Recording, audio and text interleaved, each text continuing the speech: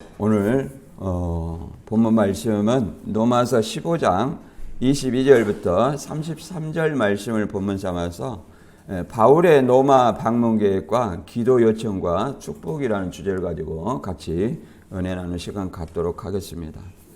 이 본문의 내용이 이제 막바지로 가면서 이제 바울이 얼마나 로마에 가기를 원했는가, 그 가는 데 있어서 바울의 어떤 사역에 있어서 성도들의 어떤 기도 협조 요청을 하고 있는 어떤 내용을 볼 수 있습니다. 제목만 봐도. 그래서 이런 어떤 내용은 우리가 이 앞번에 이제 교회 안에서 유대 신자와 로마 교회는 유대 신자와 이방 신자가 서로 하나 되어 있기 때문에 서로 여러 가지 어떤 분쟁들이 있었어요.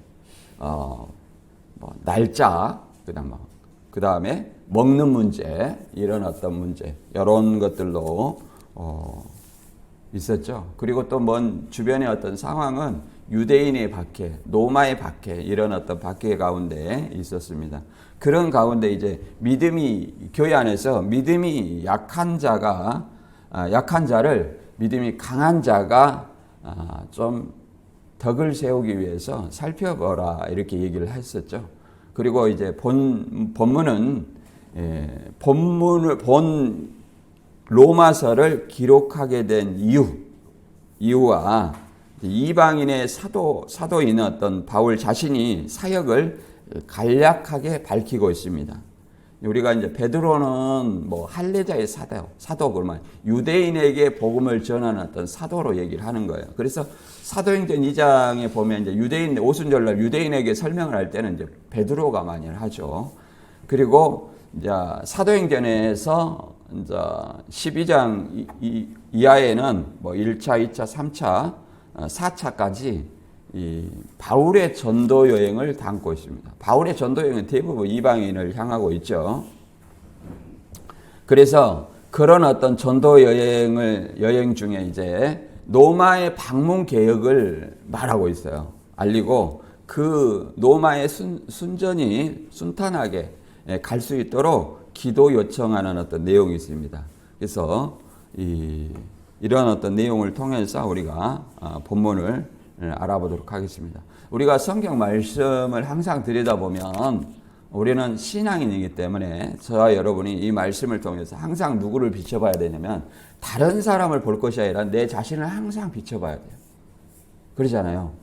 신앙은 말씀과 나를 통해서 하나님께 나아가는 거거든요. 그래서 내 자신이 이 말씀과 아무 상관이 없다면 듣는 것이 백해 무익한 것입니다. 그래서 오늘 어떤 본문도 바울의 어떤 그런 어떤 안타까운 마음, 전도를 위해서 가져가는 마음, 그 다음에 그 헌금을 통해서 또 교회를 위해서 기도하라는, 바울 사역을 위해서 기도하라는 어떤 그런 말씀과 나 자신을 어떤 비춰봐야 돼요. 그래서 이 말씀 속에서 나에게 어떤 적용되는 말씀은 어떤 말인가? 이 자유하는 율법을 들여다보는 자는 듣고 잊어버리는 자가 아니라 실행하는 자다. 복음이라는 것은 실천하지 아니하면 아무 의미가 없습니다. 구약의 율법은 지키라는 것이 강제성이 있어요. 강제성이 있습니다. 그러나 신약은 강제성이 없어요. 스스로 지켜야 돼요. 구원받은 자녀, 우리가 다 예수를 믿어서 구원받은 자녀이기 때문에 항상 이 말씀을 통해서 나 자신을 비춰봐야 돼요.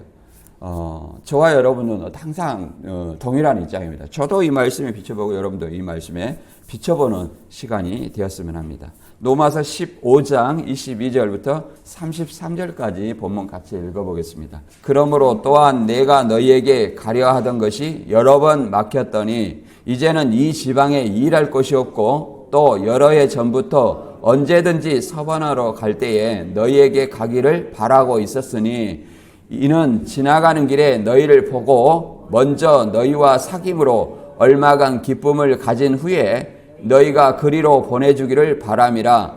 그러나 이제는 내가 성도를 섬기는 일로 예루살렘에 가노니 이는 마게도니아와 아가야 사람들이 예루살렘 성도 중 가난한 자들을 위하여 기쁘게 얼마를 연보하였음이라. 저희가 기뻐서 하였거니와 또한 저희는 그들에게 빚진 자니 만일 이방인들이 그들의 영적인 것을 나누어 가졌으면 육적인 것으로 그들을 섬기는 것이 마땅하니라. 그러므로 내가 이 일을 마치고 이 열매를 그들에게 확증한 후에 너희에게 들렸다가 서번하러 가리라. 내가 너희에게 나아갈 때에 그리스도의 충만한 복을 가지고 갈 줄을 아노라. 형제들아, 내가 우리 주 예수 그리스도와 성령의 사랑으로 말미암아 너희를 권하노니 너희 기도에 나와 힘을 같이하여 나를 위하여 하나님께 빌어 나로 유대에서 순종하지 아니한 자들로부터 건짐을 받게 하고 또 예루살렘에 대하여 내가 섬기는 일을 성도들이 받을 만하게 하고 나로 하나님의 뜻에 따라 기쁨으로 너희에게 나아가 너희와 함께 편히 쉬게 하라. 평강의 하나님께서 너희 모든 사람과 함께 계실지어다. 아멘. 이 본문의 내용은 뭐 어려운 내용이 없어요. 어려운 내용이 없어요. 이제 바울이 이 앞번에도 말씀드렸지만 다른 사람이 터를 세운 곳에 바울은 건축하지 않는다. 그러니까 다른 사람이 복음을 전했던 곳에 바울은 거기에 전도하러 가지 않는다는 얘기예요. 쉽게 말해서 우리 오늘날 현실의 교회는 뭐 2중, 3중으로 뭐 서로 수평이동이에요. 이 교회 가서 이 교회 이렇게 수평이동인데 바울은 그러잖아요. 복음이 전파되지 않는 곳에만 복음을 전하겠다. 이런 어떤 말씀이었습니다. 그래서 노마에 어떤 편지를 보낸 것은 노마가 어느 누구도 복음을 전한 일이 없다. 그런데 뭘 믿었어요? 유대 신자가 있고 이방 신자가 다 예수 그리스도를 믿고 있잖아요. 그러니 올바른 어떤 사도들로부터 복음을 전화를 받지 않았어요. 그러니까 교리에 제대로 서 있지 않았어요. 그냥 예수만 믿고 있는 거예요. 그래서 서로 자기 주장을 하고 있는 거예요. 그래서 이제 분쟁이 있는 거예요. 그 가운데 이제 바울이 이걸 알고 노마의 올바른 어떤 교리를, 기독교의 핵심 교리를 전파하고자 이 노마서를 기록한 거예요. 그래서 1장부터 11장까지는 교리가 담겨 있고 12장부터 이제 16장까지는 뭐가 있어요? 그들이 지켜야 될 교훈이 있어요. 성도로서 어떻게, 구원받은 성도로서 어떻게 살아가야 되는가, 어떻게 지키면서 서로 하나 되어야 되는가, 이걸 설명하는 내용입니다. 그래서 뭐 믿음이 강한 자가 약한 자를 돌아보고 덕을 세우라 이런 어떤 말씀도 있고, 우리가 15장 1절부터 13절까지는 그런 내용이고 21절까지는 이제 기록하게 된 이유와 그 다음에 이방인의 사도로서 바울 자신을 이제 밝히죠. 밝히면서 이제 로마 방문 계획을 알리고 기도 요청을 하는 내용을 담고 있습니다. 근데 여기서 이제 내용이 예루살렘에서부터 일루리곤까지 복음이 편만히 충만히 어떤 전하였다 이렇게 얘기를 하죠. 그리고 이 지방에서 더 이상 예루살렘에서 일루리곤까지 더 이상 이제 복음 전할 곳이 없다고 얘기를 하는 거예요. 더 이상 할 일이 없다고 말하죠. 여기서 편만이라는 것은 충분히 충만하게 이렇게 복음을 전했다 이렇게 바울이 자신하고 있습니다.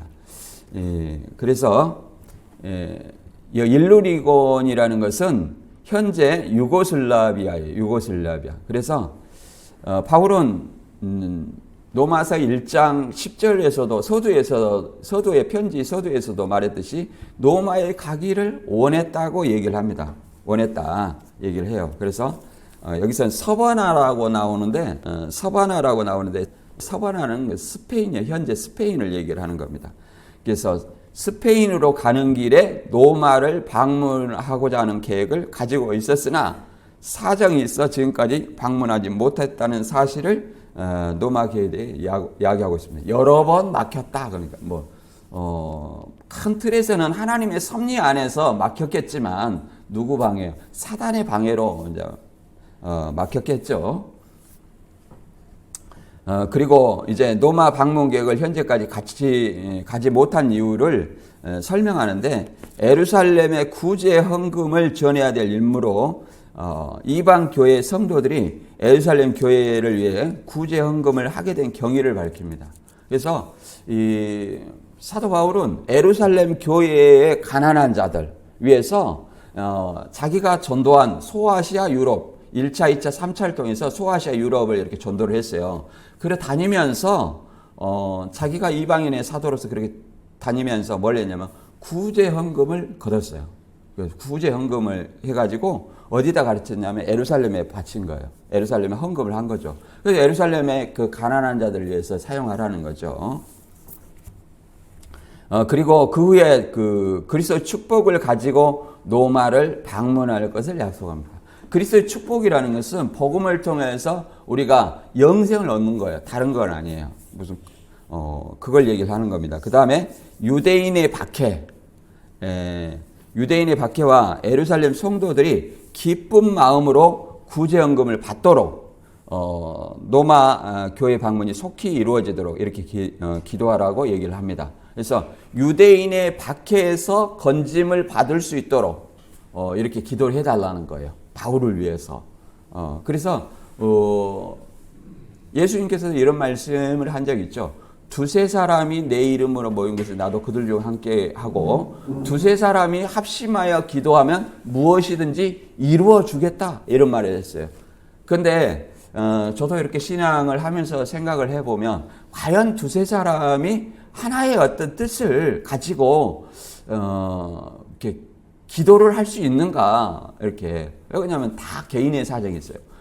개인의 사정으로 자기 기도하기 바빠요. 하나님, 이거 좀 달라, 저거 좀 달라, 이렇게 기도하기 바빠요. 근데 그러잖아요. 다른 사람을 위해서 이렇게 기도를 우리가 해본 적이 있는가? 우리 좀 생각을 해봐야 돼요. 여기서도 그러잖아요. 유대인의 박해에서 건짐을 받도록 기도하고, 또 예루살렘, 그잖아요. 우리는 예루살렘에 구제헌금을 그 바울이 이렇게 전했으면 그 사람들이 기쁜 마음으로 받았을 건데, 여기는 뭐라고 하냐면 그것까지도 기도해 달라는 거예요. 기쁜 마음으로 예루살렘 그 성도들이 받을 수 있도록 기도해 달라고 하는 거예요.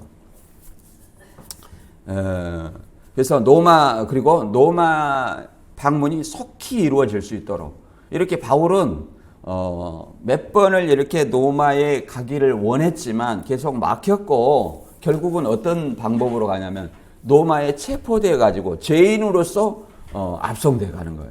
이게 뭐예요? 결국은 하나님의 섭리예요. 하나님의 섭리.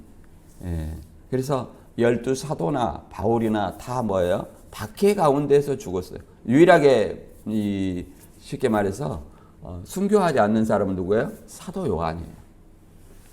사도 요한이, 누구는 사도 요한도 반모섬에서 죽었다고 얘기하는데 그렇지 않습니다. 유일하게 자연사 하신 분이 사도 요한이에요. 그래서 이 본문을 통해서 이 우리 자신들을 한번 바라보고, 나는 이 그리스도인으로서 구원받은 자로서 어떤 삶을 살아야 되는가 한번 돌아보는 시간이 되었으면 합니다. 1절 15장 22절 읽고 설명드리도록 하겠습니다. 그러므로 또한 내가 너희에게 가려 하던 것이 여러 번 막혔더니 이제는 이 지방에 일할 곳이 없고, 또 여러 해 전부터 언제든지 서번하러 갈 때에 너희에게 가기를 바라고 있었으니, 이는 지나가는 길에 너희를 보고 먼저 너희와 사귐으로 얼마간 기쁨을 가진 후에 너희가 그리로 보내주기를 바람이라, 이렇게 말하고 있습니다. 이게 여러 번 가려고 했지만 막혔다는 거예요. 이 큰 틀에서는 하나님의 섭리지만 작게는 뭐예요? 사단의 박해예요. 사단도 누구 역사 아래 있냐면 하나님의 그 말을 듣고 이렇게 욥을 괴롭힌 사실을 우리가 알고 있죠. 그래서 큰 틀에서는 하나님의 섭리 안에서 이루어진 겁니다. 그래서 이 사도행전 19장 21절에 보면 이런 말이 있어요. 2일 후에 바울이 마게도냐와 아가야를 거쳐 예루살렘에 가기로 작정하여 이르되 내가 거기 갔다가 후에 로마도 보아야 하리라. 이렇게 3차 전도 여행 중에도 얘기를 했습니다. 그러니까 3차 전도 여행 중에도 어딜 가고자? 로마에 가고자 했다는 거예요. 그런데 이 3차 여행 중에 일어났던 일이 뭐냐면은 23장 11절에 보면 그날 밤에 주께서 바울 곁에 서서 이르시되 담대하라. 내가 예루살렘에서 나의 일을 증언한 것 같이 로마에서도 증언하여야 하리라. 로마에서 증언하는 방법을 하나님께서는 어떤 걸 택했냐면 죄인으로 호송돼서 로마에 가는 방법을 하나님이 택했어요. 사도 바울은 그 죄인으로서 가기를 원한 건 아니에요. 복음으로서 사귀고 그 다음에 어디를 가기를 이 스페인으로 가기를 원했죠. 로마에 들렸다가 어디를 가기로? 스페인으로 가기를 원했죠. 지금 여기 이 지방에 일할 곳이 없고 그러면 이 지방은 어디예요? 지금 일루리곤이에요. 일루리곤. 예루살렘에서부터 일루리곤까지 복음을 편만하게 충분히 전했다는 거예요. 그래서 더 이상 전할 곳이 없다 이렇게 얘기를 하는 겁니다. 우리가 이런 어떤 말씀을 들어봤을 때 참으로 부끄러운 겁니다. 왜 그러냐면 우리가 복음 전하는 생활을 합니까? 저부터 잘 못하고 있어요. 그러잖아요. 여러 가지 어떤 바빠서. 그래서 우리 자신을 한번 돌아봐야 돼요. 그래서 이 사도 바울처럼 살라는 건 아니에요. 바울처럼 살려면 어떻게 해야 돼요? 그렇게 사는 사람이 몇이나 될까요? 그리스도인 중에. 거의 없다고 봐요. 왜 그러냐면 바울은 이 말 그대로 죽음을 각오하고도 여러 번 죽은 것 같이 되었고 살았고 매타작을 당하고 그러잖아요. 갇히기도 하고 이런 어떤 상황 속에서 복음을 전했어요. 근데 우리가 복음을 전하다가 예를 들어서 감옥에 한번 갔다. 오늘날에는 그런 일이 없어요. 없지만 감옥에 한번 갔다. 그러면 복음 전할 맛이 나겠어요? 전할 맛이 안 납니다. 왜 그러냐면 제가 신천지 이제 전단지를 이렇게 신천지 나가서 잘못된 것을 알리기 위해서 전단지를 뿌렸어요. 근데 이제 그 피해자 가족과 이제 누구 같이 뿌렸어요. 이제 제 차가 썬팅이 안 돼 있을 때요. 그냥 누군지를 알아 이렇게. 그래가지고 오치 그 앞에서 한 20명이 팽 둘러 잡은 거예요. 현장범을 잡았다. 이렇게 해가지고 그 사람들이 이제 저희도 고소하고 그 사람들도 고소를 한 거예요. 어쨌든. 그러니까 어떻게 되냐면 그 다음부터는 이 감옥에도 안 갔지만 고소 한번 당한 것으로 인해서 어렵다. 내 직장에 문제가 생길까 봐. 내 가정에 문제가 생길까 봐. 걸어마 나 살려라 하고 이 전단지 뿌리는 작업을 못 하더라고요. 아무것도 아니에요. 아무것도 아닌데 그렇게 하더라고요. 그러니까 바울은 그것도 아니에요. 고소당한 거 아니라 죽음을 당할 위기에 당했어도 복음을 전했다는 거예요. 그러니 얼마나 이 바울의 전도 사역이 위대했는가를 우리는 생각을 해야 돼요. 감히 저도 따라갈 수 없을 정도예요. 이 사도행전 9장 23절 보면 이렇게 되어 있습니다. 유대인의 박해가 얼마나 심했느냐면은 여러 날이 지남에 유대인들이 사울 죽이기를 공모하더니 그때 그 계교가 사울에게 알려지니라. 그들이 그를 죽이려고 밤낮으로 성문까지 지키거늘 그의 제자들이 밤에 사울을 광률에 담아 성벽에 담아 내리니라. 이렇게 이 작전을 짜가지고 목을 지키는 거예요. 그래갖고 죽이려고. 신천지는 그러지 않습니다. 다만 미행만 좀 할 뿐이에요. 그래서 그 미행으로 또 겁을 먹는 사람이 있어요. 저도 처음에는 겁을 먹었어요. 근데 그 사람들은 강자한테는 약하고 약자한테는 강해요. 내가 강하게 하면 그 사람들은 꼬리를 내립니다. 그리고 그들도 사기꾼이기 때문에 법을 무서워해요. 그래서 강하게 하지 않으면 오히려 쫄래쫄래 따라다니고 스트레스를 주는 거예요. 그래서 강하게 해야 돼요. 강하게. 여기도 그러잖아요. 이 죽이려고 이렇게 골목을 지키고 있다는 것이 사울에게 알려져서 광주리에 담아서 내렸다. 이런 어떤 그 각오, 오늘날 이런 일이 있었다면 아까 말한 것처럼 금방 전도를 중지했을 것이다. 그래 여기다 이제 사울이라는 얘기 나오는데 바울과 사울이라는 이름이 두 개가 있죠. 근데 이제 일부 사람은 이렇게 얘기하죠. 복음을 영접하기 전에는 사울이었고 복음을 회심한 후에 영접하고 회심한 후에는 바울이었다 이렇게 얘기하는데 이거는 성경을 모르는 거예요.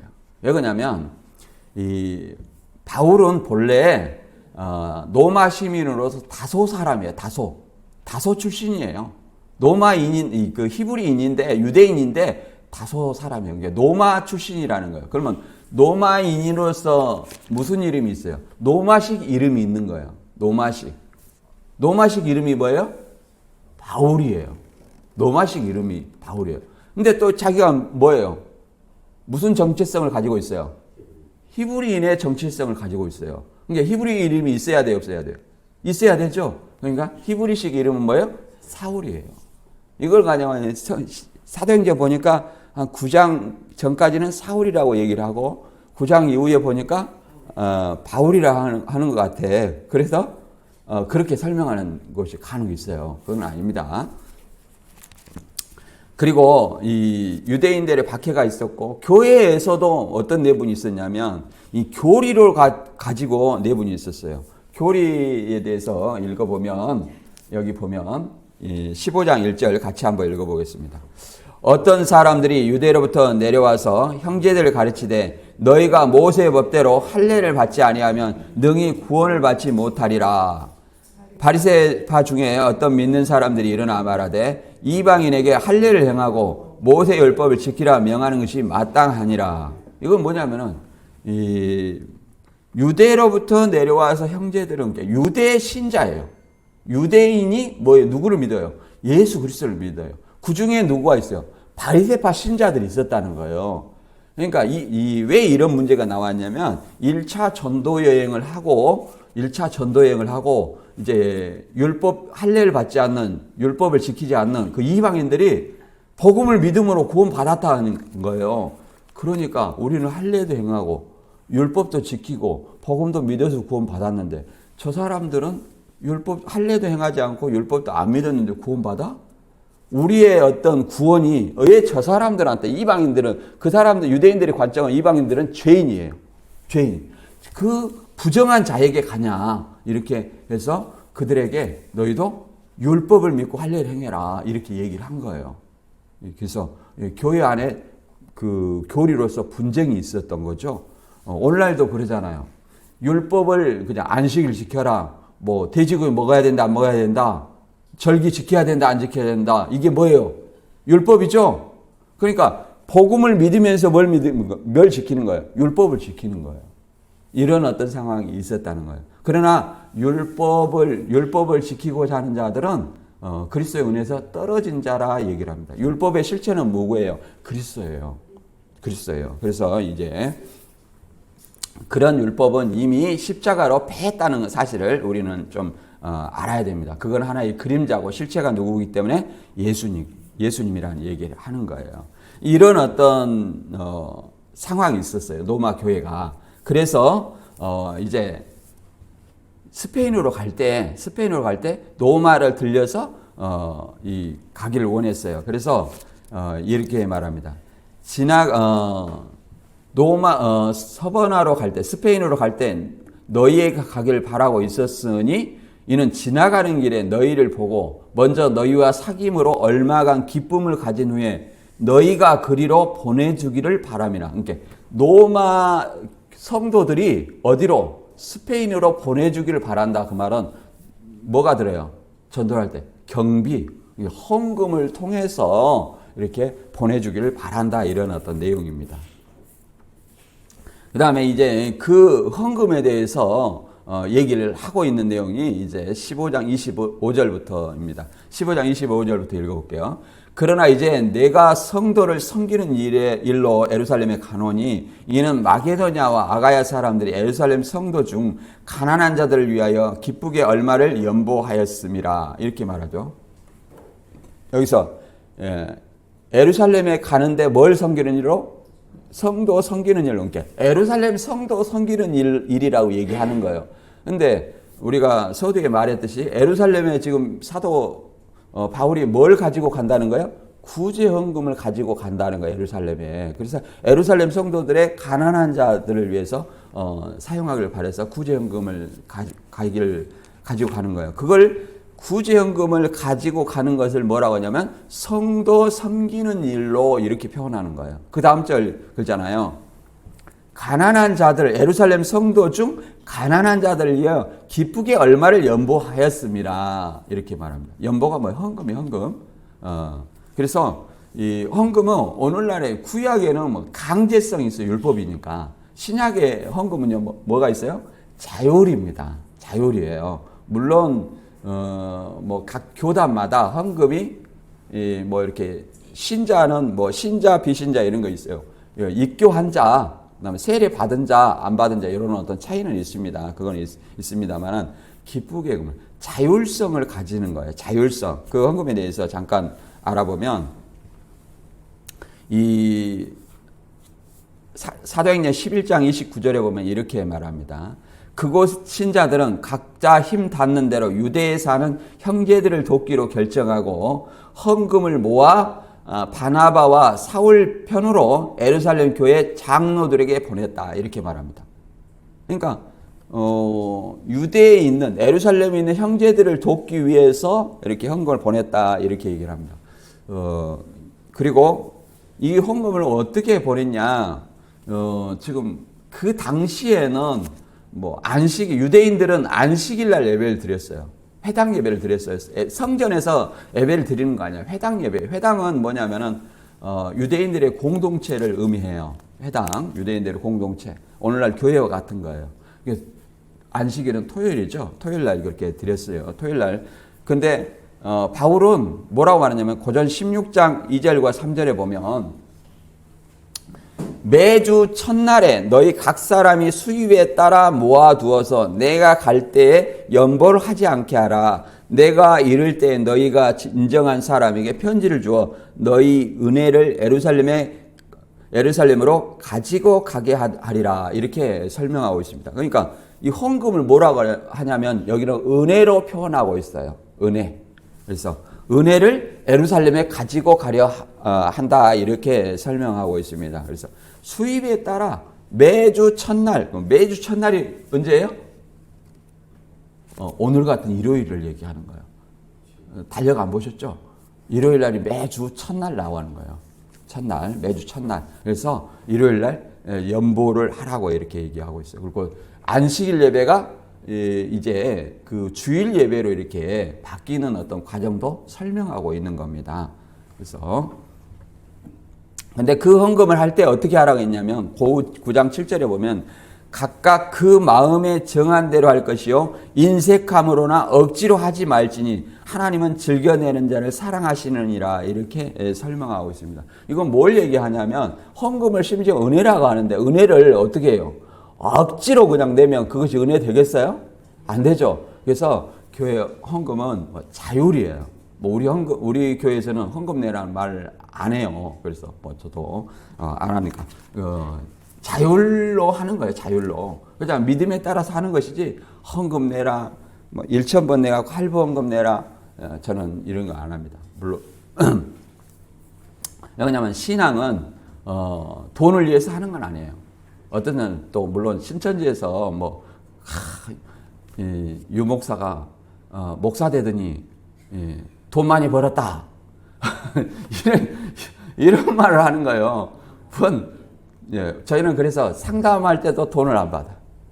그래서 교회에서도 돈 얘기를 하기 싫어요.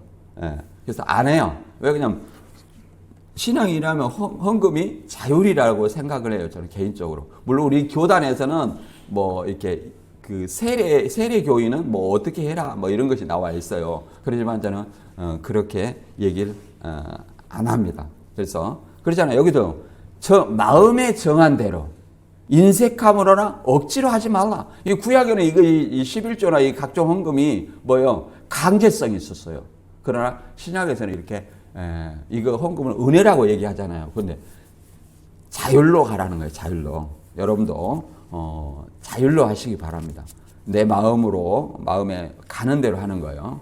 그래서 이걸 또 뭐라고 하냐면 15장 27절에 보면 저희가 기뻐서 하였거니와 또한 저희는 그들에게 빚진 자니 만일 이방인들이 그들의 영적인 것을 나눠 가졌으면 육적인 것으로 그들을 섬기는 것이 마땅하니라. 이게 참 재밌는 말이 있어요.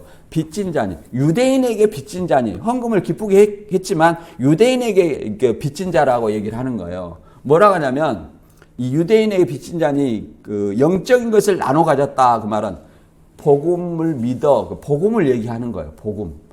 복음을 믿어 구속받은 거, 하나님의 자녀된 거, 이걸 그잖아요. 먼저는 이 하나님의 말씀이 누구한테 가야 돼요? 유대인한테 가야 돼요. 그런데 그것을 누구한테로 옮겼어요? 이방인한테로 옮겼죠. 그래서 이 유대인한테 가야 될 구원의 약속이 누구한테? 이방인에 향했잖아요. 그래서 그들한테, 유대인한테 빚진 자라고 얘기하는 거예요. 우리가 전도 받은 것도 뭐예요? 빚진 자예요. 전도 받아서 내가 예수를 믿었어요. 그러면 이것도 빚진 자예요. 빚진 자라고 얘기를 하는 거예요. 그래서 영적인 것, 영적인 걸 나눠 가졌으면, 복음을 나눠 가졌으면, 구속의 은혜를 나눠 가졌으면, 육적인 것, 헌금을 얘기하는 거예요. 육적인 것으로 그들을 섬기는 것이 마땅하니라. 이렇게 헌금에 그 에루살렘 그 유대인 에루살렘의 그 가난한 자들을 위해 헌금하는 것이 지극히 당연한 것으로 설명하고 있습니다. 이 당시에는 이런 것들이 굉장히 어떤 자유로운 거예요. 왜 그러냐면 사도행전 2장에 보면 믿는 사람들이 서로 뭐예요? 다 자기 그 밭을 팔아서 바쳐가지고 그걸 공동으로 분배해갖고 나눠 썼어요. 오늘날에 그렇게 하면 그러잖아요. 오늘날에 그렇게 하면 되겠어요? 안 되겠어요? 안 되죠. 그럼 누가 교회 나오겠어요? 근데 그 당시에는 그 사람들이 예수님이 금방 재림할 걸로 돼 있고 그 박해의 상황이었어요. 예수님이 자 봐보세요. 나사로가 4일 만에 죽었다가 살았어. 모든 병도 나았어. 그 다음에 물 위로 걸어가는 것도 봤어. 그렇잖아요. 예수님이 3일 만에 부활한 것도 직접 목격했어요. 그래야 부활하신 예수님의 명령이 성령이 임하면 땅끝까지 복음을 전해라 하고 이스라엘 그 예수님이 금방 재림할 걸로 생각을 하고 있었어요. 그 명령이 뭐야? 그럼 복음 전한 거예요. 다른 어떤 너희 생활해라 그런 것이 아니라 복음 전하는 거예요. 복음 전하다 다 앞서 죽는 거잖아요. 그 당시에는 죽는 거니까 재산이 중요해야 안 중요해요? 그잖아요. 내 목숨이 전쟁터에서 자기 재산 챙긴 사람은 어떤 사람이에요? 그 스파이밖에 없어요. 스파이밖에. 그렇잖아요. 일본하고 이렇게 전쟁한다. 그러면 일본한테 붙어가지고 뭘 모아는? 재산 모은 사람 친일파라고 하잖아요. 그런 사람밖에 없는 거예요. 근데 이제 그 중에 한 사람도 있죠. 아나니와 삽비라가 재산을 이렇게 얼마를 감추어 뒀어요. 그러니까 이거 가지고 누가 헌금하라고 막 그 협박을 하는데 그런 얘기가 아닙니다. 각각 서원을 한 거예요. 자기 밭을 팔기로. 이것이 굉장히 자연스러운 일이었어요. 서원을 했다는 약속을 했다는 거예요. 그런데 아나니아 삽비라는 전체를 바치기로 다른 사람들처럼 전체를 바치기로 약속을 했는데 가만히 생각하니까 예수님이 안 오면 어떻게 해? 이런 어떤 생각을 가졌던 것 같아요. 그래서 여보 우리 조금만 감춰둡시다. 그리고 판 돈을 절반만 안 팔면 또 다른 사도들이 또 알잖아요. 그러니까 팔아가지고 절반만 감춰뒀어. 그리고 절반을 가지고 베드로 사도 앞에 딱 놔두는 거예요. 여기 가져왔습니다. 그러니까 베드로 사도가 뭐한 사람이요? 오늘날 우리의 성령 받은 우리가 다 예수 그리스도를 믿으면 성령을 이미 마음속에 받았고 내주합니다. 그러나 베드로 사도나 그 당시에 12사도들하고는 차원이 다른 것이 성령이 직접 계시를 해줘요. 직접 계시를 함께해서 직접 계시를 해주는 거예요. 오늘날 직접 계시는 다 이단들 교주들밖에 없어요. 그래서 딱 이 아나니아를 보니까 뭐가 보여요? 이 거짓말하는 것이 보이는 거예요. 거짓말하는 것이 보이는 거예요. 그래서 네가 사람을 속이려고 하는 것이 아니라 누구를 속이는 것이다? 하나님을 속이는 것이다. 성령을 속였다. 이렇게 얘기를 하는 거예요. 성령을 속였다. 그래서 그 혼이 떠나가는 거예요. 그 부인도 들어오잖아요. 그래가지고 정말 받은 것이 이뿐이냐? 그러니까 자기 남편하고 짰으니까 맞다. 그러니까 네 남편 지금 밖에 시체 가고 있다. 너도 따라가라. 이렇게 얘기하잖아요. 그래서 하나님을 속인 것이 아니라 사람을 속인 것이 아니라 그 아나니와 삽비라는 그 사람을 속이려고 했죠. 베드로를 속이려고 그랬어요. 그러나 베드로와 함께한 뭐야? 성령 하나님을 속였다 이렇게 말합니다. 그래서 그런 어떤 거예요. 그러나 오늘날에는 뭐예요? 바울이 뭐라고 하냐면 데살로니가서에 보면 일하지 않는 자는 먹지도 말라 이런 말이 있어요. 일하지 않는 자는 먹지도 말라. 그러니까 신천지에서는 이걸 어떻게 하냐면 전도하지 않는 자는 말씀도 듣지 말라 이렇게 영예를 해요.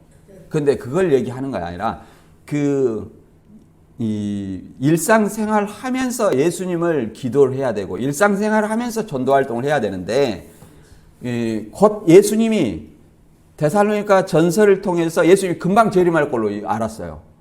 그러니까 일상생활 해야 안 해요?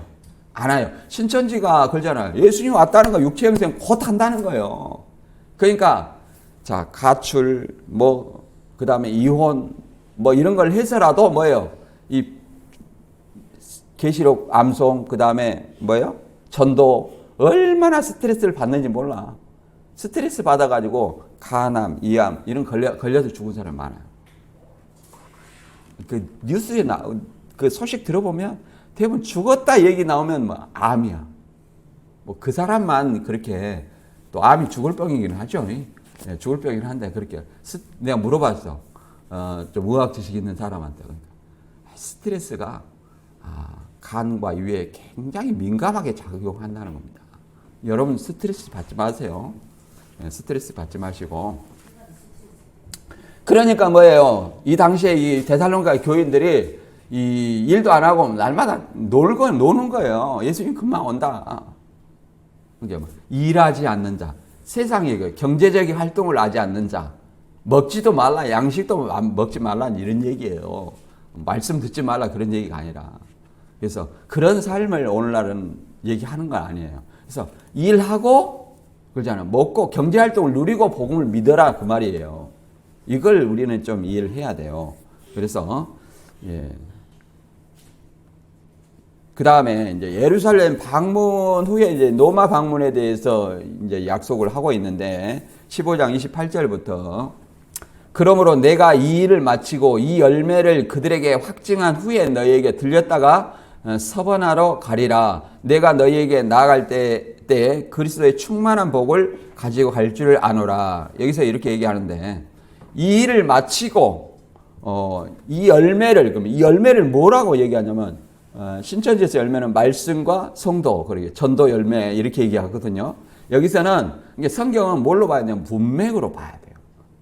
지금 계속 뭘 얘기하고 있는 거예요? 예루살렘 뭘 가지고 가려고 하는 거예요? 지금 사도 바울이 헌금, 구제 헌금을 가지고 가려고 하는 거잖아요. 그래서 이 일을 마치고 이 열매를 그러니까 이 일이 뭐예요? 예루살렘에 헌금 가져가는 일. 그거 이 열매를 뭐라고 말하냐면 헌금을 얘기하는 거예요. 구제 헌금을.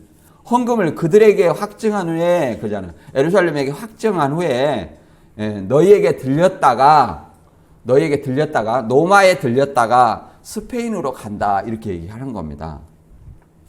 그리고 내가 너희에게 나갈 때 그리스도의 충만한 복을 가지고 갈 줄 아노라.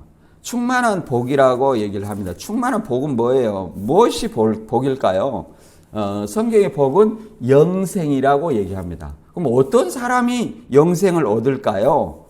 갈라디아 3장 8절에 보면 이렇게 말합니다. 또 하나님이 이방인의 믿음으로 말미암아 의로 정하실 것을 성경이 미리 알고 먼저 아브라함에게 복음을 전하되 모든 이방인이 너로 말미암아 복을 받으리라. 아브라함이 믿음으로 복을 받은 것처럼 아브라함과 같이 예수 그리스도를 믿음으로 복을 받는다는 거예요. 뭘 받는다? 영생. 그러므로 믿음으로 말미암는 자는 믿음이 있는 아브라함과 함께 복을 받느니라. 그러니까 예수 그리스도를 믿음으로 우리는 아브라함께 복을 받는다는 것은 또한 아브라함의 후손이라고 말할 수 있는 거예요. 혈통이 아니라 예수 그리스도를 믿음으로 말미암아 우리가 영적인 이면적인 유대인이고 이면적 이스라엘이고 또 이면적인 아브라함의 후손이라고 말할 수 있죠. 같이. 그래서 여기서 모든 이방인 모두 우리가 이방인이잖아요. 누구로 말미암아? 아브라함으로 말미암아 이렇게 복을 받는다 얘기를 합니다. 그래서 우리 예루살렘 방문에 대해서 서번하러 가리라. 이 서번하러 간다는 어떤 것도 노마의 형제들이 보내주라고 얘기를 하죠. 그 다음에 이제 예루살렘의 그 헌금 전달과 노마 방문 계획에 대한 기도 요청을 하는 거예요. 기도도 그러잖아. 여러 가지가 있었죠. 그 유대인들의 박해 가운데서 건짐을 받게 하고 또 예루살렘 성도들이 또 이 구제헌금을 잘 받을 수 있도록 또 이 사역이 잘 이루어질 수 있도록 이렇게 기도해 달라고 하는 거예요. 그래서 기도의 중요성이 나옵니다. 로마서 15장 30절이요. 형제들아 내가 우리 주 예수 그리스도와 성령의 사랑으로 말미암아 너희를 권하노니 너희 기도에 나와 힘을 같이하여 나를 위하여 하나님께 빌어 나로 유대에 순종하지 아니한 자들로 건짐을 받게 하고 또 예루살렘에 대하여 내가 섬기는 일로 성도들이 받을 만하게 하고 이렇게 말하고 있습니다. 자, 이 로마에 있는 교인들한테 뭘 요청하냐면 기도를 요청하는 거예요. 그래서 우리 안에서도 어려운 사람이 있으면 항상 기도를 해야 돼요. 내 자신을 위해서도 기도하지만 누구에 위해서도 다른 사람을 위해서도 기도해야 돼요. 기도.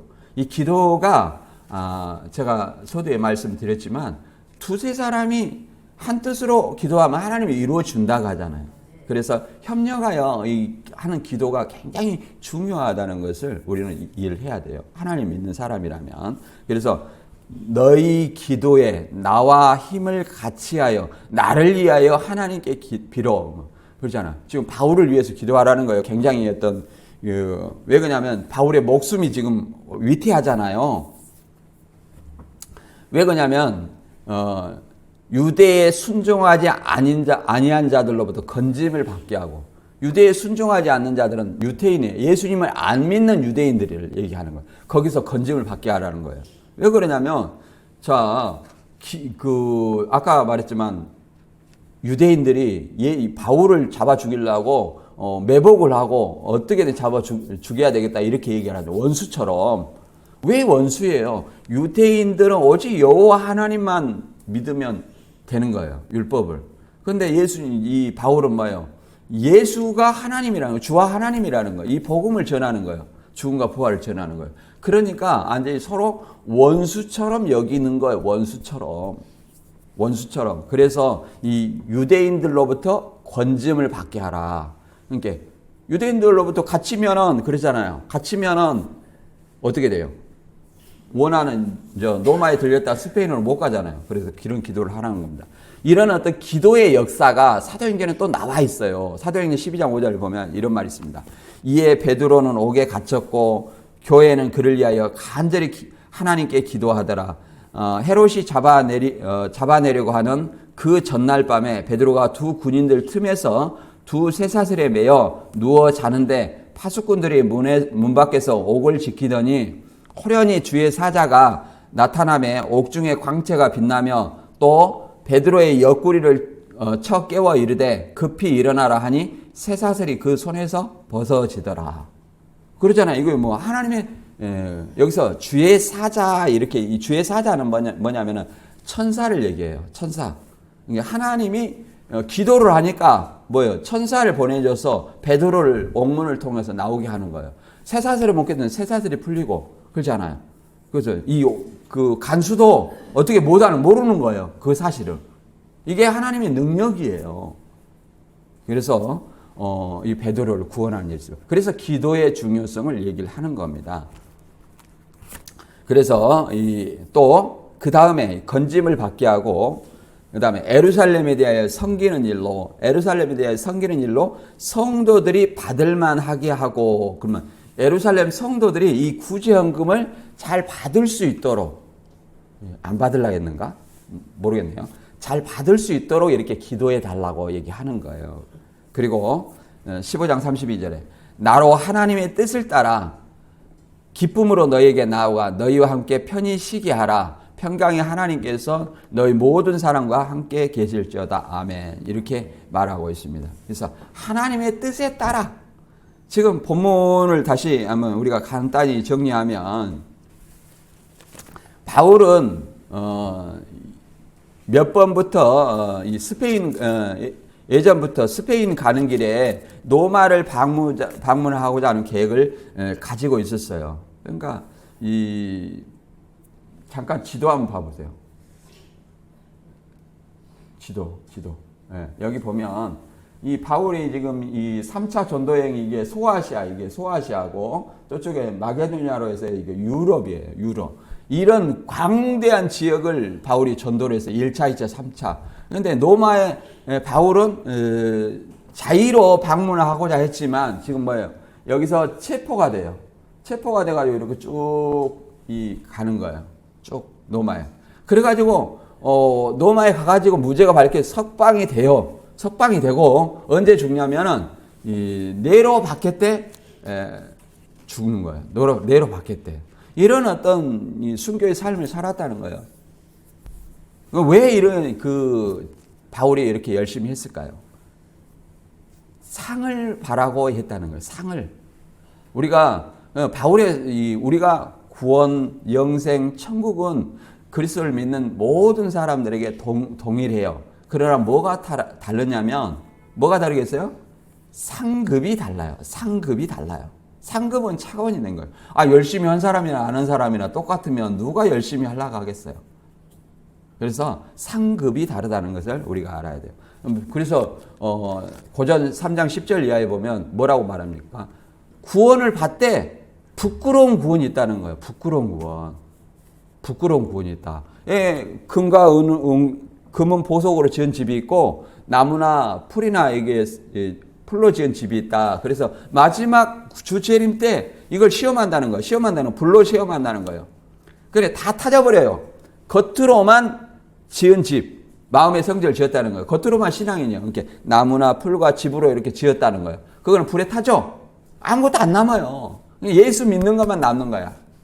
근데 금이나 은과 보석으로 지은 집은 불로 이렇게 태워도 그 성전이 그대로 남아 있잖아요.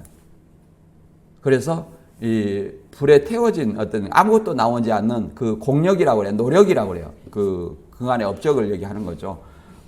그것이 아무것도 없는 사람은 불 가운데서 구원을 얻는 것 같다. 부끄러운 구원이라 이렇게 얘기를 합니다. 그래서 저와 여러분이 이 바울처럼은 전도 못할지라도 우리가 생활 속에서 어떻게 해야 돼요? 생활 속에서 전도하고 그러잖아요. 생활 속에서 어려운 사람 돌아보고 또 교회 그리스도의 몸된 교회를 위해서 하나 되어 기도하는 저와 여러분이 되시길 주님의 이름으로 축원합니다.